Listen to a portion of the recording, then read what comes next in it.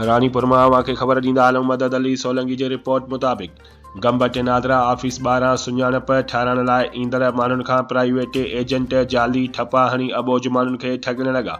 जाली ठपे जे एवज़ फी माण्हूअ खां 200 खां 500 रुपया वठण जो इंकशाफ। नादरा अमलो मालूमात हुजण बावजूद अखियूं बंद करे छॾियूं।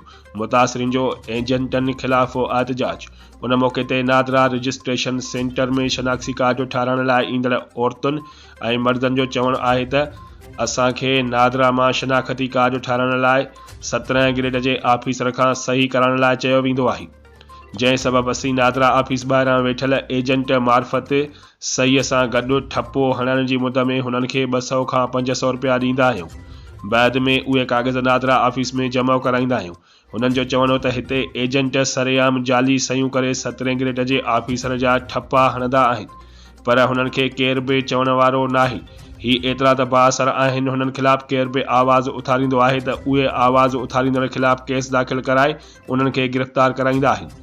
हुननि नादरा चेयरमैन समेत पुलिस अख़्तियारनि खां मुतालबो कंदे घुर कई त जाली ठपा हणी सहियूं कंदड़ एजेंटनि खिलाफ़ कार्रवाई करे हितां अहिड़े क़िस्म जो नासूर ख़त्म कयो वञे।